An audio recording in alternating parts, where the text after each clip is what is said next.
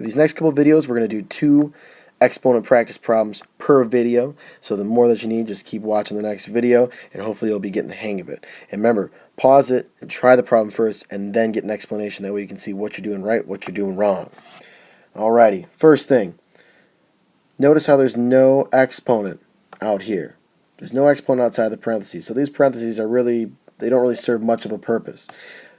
So I can almost just not think about them. Okay, and it's really just straight multiplication at this point. So I'm going to have my 3 times my negative 2 gives me negative 6.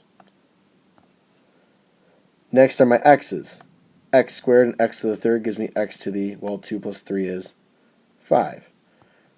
Then I have my y's. Y to the negative 2, y to the negative 4. That gives me y to the, well, negative 2 plus negative 4 is negative 6. Am I allowed to have negative exponents? No way. What I have to do with my negative 6 here is move it to the denominator. So I'm going to have negative 6 x to the 5th all over y to the 6th. And now we're all set. No negative exponents. We are allowed to have negative coefficients like you see here. Coefficients can be negative, exponents cannot. Okay, now we have a big old fraction. Well, can we reduce anything inside the fraction first? I always like to look for any kind of reducing simplification that we can do inside the fraction. There's only just the coefficient here, just the 2, so I can't do any kind of simplification there.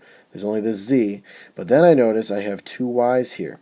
Well, it's a quotient, so I'm going to subtract the exponents. I have y to the 7th and y to the negative 3. 7's bigger, so I know it's going to remain in the numerator. Well, I'm going to have all this inside of that guy.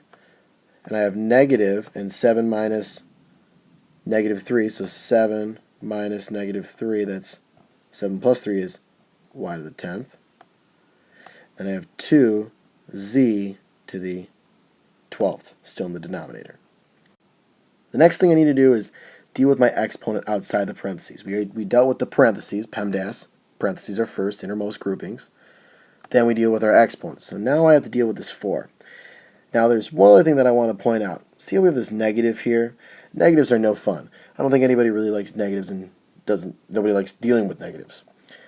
Well, there's one thing we can remember. Anytime we raise something to an even power, 4 is an even number, it's going to become positive. If we raise it to an odd power like 3 or 5 or 7, it's going to keep the sign. So you really don't have to worry too much about your sign as long as you remember that, well, it's raised to an even power, it's going to become positive, I can forget about that negative number out there. But if it were a 5 up here, we know that it would stay negative. Okay, so we'll have a couple more examples like that, but hopefully that helps for now. Well, what I'm going to have here is I need to distribute that 4 to the 10 there, to the 12, and then remember we have like this 2 to the first, I got to distribute the 4 to that 1. So 10 times 4 is 40. 1 times 4 is 4, so I have 2 to the 4th. And then 12 times 4 gives me 48. And last but not least, we got to make sure that we evaluate this 2 to the 4th. Well, 2 times 2 is 4, times 2 is 8, times 2 is 16. So I get y to the 40th over 16 z to the 48th. And there we go.